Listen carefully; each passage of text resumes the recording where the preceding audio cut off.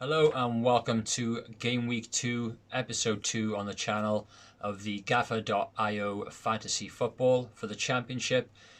We obviously have our league going here. It's the Total Swans TV Open League.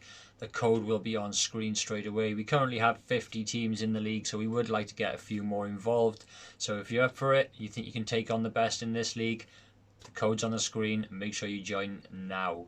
So, as I say, this is episode 2, and once again, we'll be taking a quick look at my team, how they performed throughout this game week. We'll also take a look at the Total Swans TV Open League at the top of the table. We'll take a look at a couple of those teams at the top. We'll take a look at their individual teams and have some suggestions for players going forward for game week 3 and game week 4. We'll also take a look at the team of the week, and then finally we'll take a look at the overall leaderboard and the top of the table managers starting 11.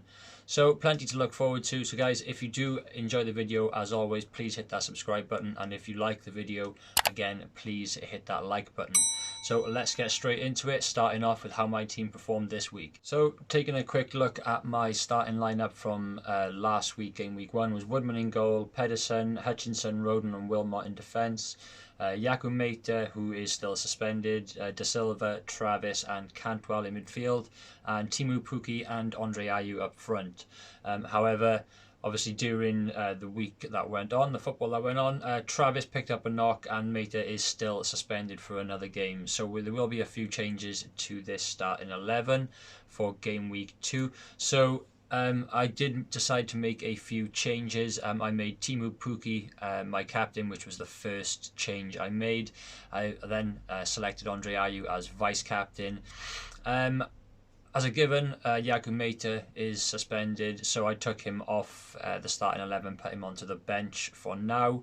Brought on Troy Parrott, who I thought would have been fit and playing in this most recent game.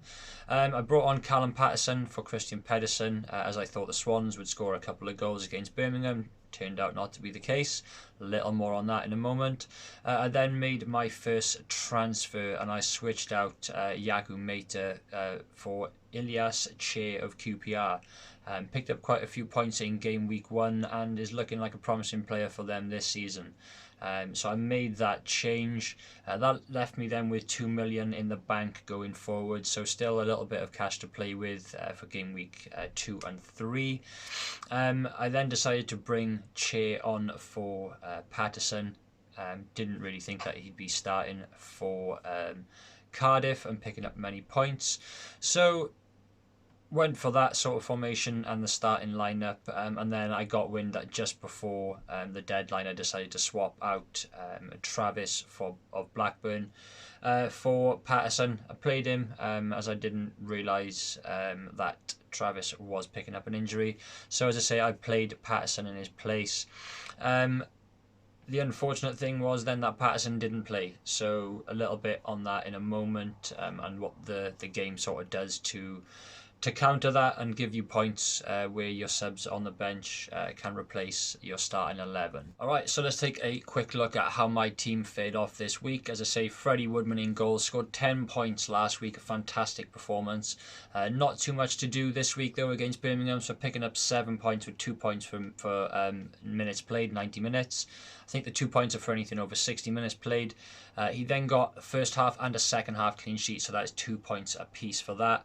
He made more than 4 saves during the game, so he gets an additional 1 point for that. FOTMOB rating of 7.6. Christian Pedersen made his way into my starting 11 via change inside the game. If one of your starting 11 players does not feature for any given reason, and somebody on the bench, I believe, in a position which can have a legal formation within the game will swap that player out. So that is what has happened in this instance, thankfully. So that's 6 extra points for my team, which I wouldn't have got because my starting 11 did not include Pedersen. So 2 points for minutes played, 2 points for first half clean sheet and 2 points for a second half clean sheet as well.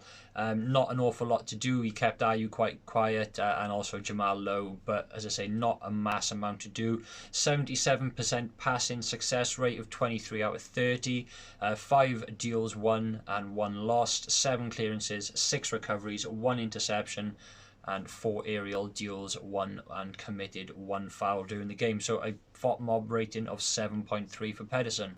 Moving straight on then is Sean Hutchinson of Millwall. They run out 1-0 victors against Rotherham, so a clean sheet there. So that would be first half clean sheet and a second half clean sheet, so that's 4 points in total, and 2 points for minutes played. He also picked up 3 bonus points for performance bonus points. This is for a player who, goes above and beyond and gets a higher rating than the opposition players in his position. A pass success rate of 75%, is 40 out of 53, so not too bad there. Quite a lot of passes. 11 duels won and 7 lost, 4 clearances, 5 ball recoveries, 8 aerials won and 7 lost, and a FOP mob rating of 7.5 for Hutchinson. Joe Roden of Swansea City picked up 6 points for me this week in a 0-0 draw against Birmingham. 2 points for minutes played, 2 points for first and a second half clean sheet as well. A successful pass rate of 84%, a 65 out of 77. 7 ball recoveries, 1 interception, 3 aerial duels, 1 and 6 lost, but committed 0 fouls during those 90 minutes, and a FOP mob rating of 6.5. So not a decent score there, but a pretty easy shift for Joe Roden. I then have my final centre-back or defender for this week. Ben Wilmot, 6 points in a 0-0 draw against Sheffield Wednesday. 2 points for minutes played, 2 points for a first half and a second half clean sheet as well. So pretty much even scores across my back four this week. 6, 9, 6 and 6 points on the board, so very pleasing. A lot of clean sheets in there. Fingers crossed that continues as the season goes on. He then picked up a successful pass rate of 68%, 38 out of 56. Not a great deal of successful passes, but 8 ball recoveries, 1 interception and 2 duels won. A FOP mob rating of 6.5 as well, so pretty even on my entire back four. Next up is Callum Patterson in midfield, 0 points. Cardiff beat Forest 2-0, but Patterson did not feature at all. He was an unused sub in that match. Kiefer Moore, their new striker, is probably going to be starting an awful lot more than Callum Patterson. Not naturally a striker, but he performed in that position quite well for them last season and picked up quite a few goals from that position. So possibly somebody I'm going to be looking to transfer out possibly this game week or next. So moving straight on to Da Silva of Brentford. Fantastic performance once again from them and this man individually. 10 points scored on the board in their 3-0 victory against Huddersfield. 2 points for minutes played, 5 points for a goal and 3 points for performance bonus. So a fantastic effort from Joshua Da Silva in that game. 80% pass success rate, so 16 out of 20, very good from him. 3 shots, 2 on target and 1 off. One of those shots obviously was the goal. FOP mob rating of 8.2. Moving on then to my latest player in the team, Ilias Che of QPR. They were unfortunate. They lost 3-2 against New Boys Coventry on Friday night. He's selected as my vice captain, so his scores are times by 1.5. Unfortunately, not a fantastic performance and many points picked up. 2 points for minutes played, but -1 for a yellow card. He had a pass success rate of 93, though 38 out of 41, so a very good performance there, passing the ball around. 1 blocked shot, nothing too fancy in front of goal from him this week. And 6 duels won and 4 lost. He had 3 successful dribbles. He got dispossessed twice on the ball, though, committed 1 foul, and he recovered the ball 7 times for QPR. So a FOP mob rating of 6.7, nothing too fantastic from the man this week, so hopefully some promising weeks yet still to come. Moving straight on then, we have Todd Cantwell of Norwich. A fantastic performance from them, but not enough to get across the line against Preston North End in a 2-2 draw. Not a great performance from the man himself. Just the 2 points picked up for minutes played in this game. He did have a good pass success rate though of 80%, 35 out of 44. 2 ball recoveries, 8 duels won and 7 lost. He was fouled 3 times, so somebody who's going to pick up an awful lot of fouls. Hopefully in some dangerous positions, because I'm pretty sure he's decent on the ball at set pieces. A FOP mob rating of 6.9 this week, not quite the glowing performance that he had in the opening day. So on to the attackers then. Andre Ayew and Timu Pukki, quite the opposite sort of weekend for the pair of them. 2 points for Andre Ayew, 22 points for Pookie for me, as he is captain. His points are doubled, so it would have been 11 points naturally, but a fantastic choice to select him as captain this week. So for Andre Ayew, 2 points for the minutes played. A decent pass success rate of 78%. 4 duels won and 8 lost, not great. He had 1 clearance, I'm presuming from a corner. He was dispossessed twice and fouled once. He committed 2 and he lost 3 aerials and 1-1. So not the best performance from the winger this week. Hopefully some decent performances still yet to come. A FOP mob rating of 6.1. Moving on, as I say, my final attacker, Teemu Pukki, an absolutely fantastic weekend performance for himself. Unfortunately, as I say, Norwich did not get across the line against Preston North End. He picked up 2 points for minutes played and then 5 points for a goal. He also got a bonus of 4 points for the match bonus. For the performance bonus, so a fantastic job there. An 80% pass success rate, 16 out of 20, a very good job. Hit 100% of his shots on target, 2 from 2, so as I say, not too bad. One of those was a goal. He won 3 duels and lost 6, where he recovered the ball 3 times for Norwich and won 4 aerials and lost just the 1. FOP mob rating of 7.5, and as I say, his points were doubled as he is my captain. So it is vital that you choose your captains wisely week in and week out. So I made a very good choice with my captain, not such a great choice with my vice captain. So moving on to the sub bench, again, only the 1 player scoring me points that remained on the bench anyway. David Marshall once again for Derby County, but I did have Pedersen on the bench, so he was swapped out for Troy Parrott. So sort of a substitution was brought on, so 6 points for Pedersen and just the 1 for Marshall. Again, nothing for the other players on the bench, so maybe we'll start looking at maybe rotating those as the weeks go on and transferring those players out. So let's take a look at the current league standings in the Total Swans TV Open League. It's free to join. It's still open at the moment. There will be a prize for first place. There will be a cut-off point probably in a game or 2. So if anybody does join after that and you do win it, you won't be eligible to win the prize. So if you want to join now. Probably get cut off at game week 5. I will make an announcement of it, and I will take a screenshot and a list of everyone who has already entered. Nobody, as I say, who joins after that point will be able to claim the prize if you win the league. Whoever finishes the highest in the league that has entered from the beginning or up until game week 5 will be eligible to win that prize. So let's take a quick look at the top of the table and the leaderboards. We currently have 50 people in here, so we've grown quite a few since last time out. As I say, the code I'll put on screen once again now, but it will be down in the description. So hit the link in the description, use the join code and join our league now. Get involved with the other managers. It's a little bit of fun. As I say, these videos will keep us all up to date. So let's get into it. Once again, top of the table without being budged is Josh Good. He has now changed his name. I'm not sure if you watch these videos, Josh. It wasn't a dig. It was just, not very original names in there at the moment. I wanted to try and get a bit of a mixed and, some different names involved. So Pathetico Madrid is an improvement from Josh's team. Very well done. I'm not sure if that was just a default one and you didn't change it yourself, but Pathetico Madrid sit top of the table with 177 points. A fantastic game week with 101 points this time out. And what we'll notice in just a second is that Josh has done that score without using a single boost on his team this week. Second place, we'll take a look. They've used a boost. So very well done to Josh on his team this week. As I say, a fantastic performance. There's an awful lot of Bournemouth players in there and some Brentford players as well. So, some promising players. He has Pukki and Armstrong, both fantastic game weeks. As I say, no boost used though. Can you imagine if he'd used a boost for his team? Even if he'd used just the captain one and selected the correct captains. Pukki and Armstrong, I've seen somebody had Armstrong as captain and their points were in the 50s, I think, just for the one player. That's more than an awful lot of individual, full teams will get in a game week.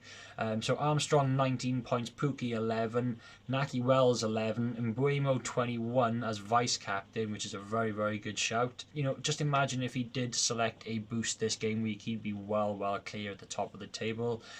But given that he didn't, he is only 1 point clear at the top, away from Thompson Owl's team of Izzy Fizzy Let's Get Busy. And they used the multi-captain option on this week.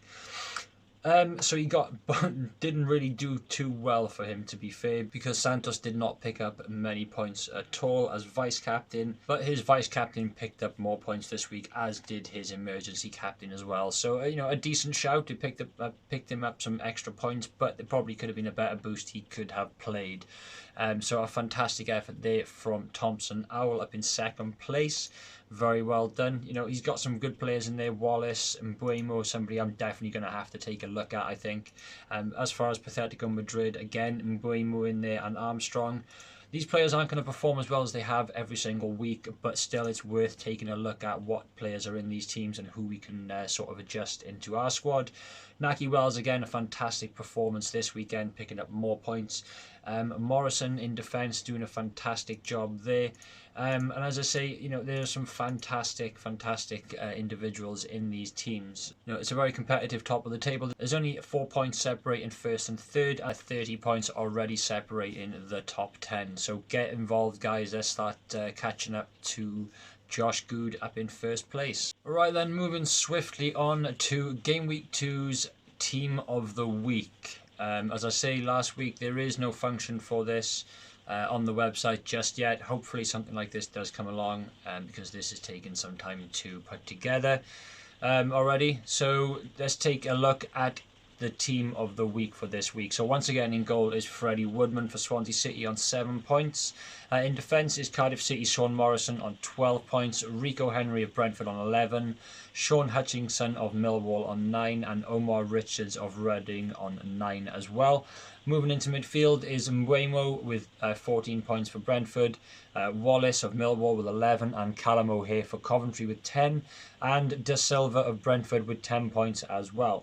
And then our two attackers on the team of the week this week is Armstrong of Blackburn with a fantastic 19 points, and Kiefer Moore of Cardiff City with 16 points. Both fantastic individual performances for their teams, who both run out winners this weekend. So a fantastic looking, very strong starting 11 for this week's Team of the Week, with a total score of 116 points. So another fantastic game week for the Team of the Week. So maybe some suggestions in there of players that you guys might like to add into your teams. So once again, as always, I do want you guys to get involved. Let me know what potential changes you're going to be making to your starting 11, and let me know down below in the comments what you think this weekend's scores are going to be for each and every game, or just in particular your favourite team. So moving on to the final section, to the final segment of the video. This is the overall league leader, so we'll take a look at that just now. And if we take a look right here, the blind leading the blind with 200 points. The first person to 200 points. Nobody in the Elite League has reached that yet. It's just 179 is on top in there. But 200 points. 117 for Game Week 2. Wow. Sean Linus, fantastic decision. Multi-captain, used that on Armstrong with 38 points. As I say, I have seen more points than 38 for Armstrong. Collins was vice-captain for Luton, didn't do a fantastic job, but Mbeumo with 28 points as his emergency captain. So those are the boosts in play. Your multi-captain does give points to all of your captains, including your emergency. He had Smithies on the bench, so that may be a decision he may want to swap out, because Smithies is having a fantastic season so far for Cardiff and did very well for them at the back end of last season. In second place, just 2 points behind the leader, is another fantastic team with a very strong midfield. Da Silva and Mbeumo in midfield with Wallace as well. Fantastic game weeks for them. Morrison in defence, and Armstrong and Pookie up front. Fantastic attack once again.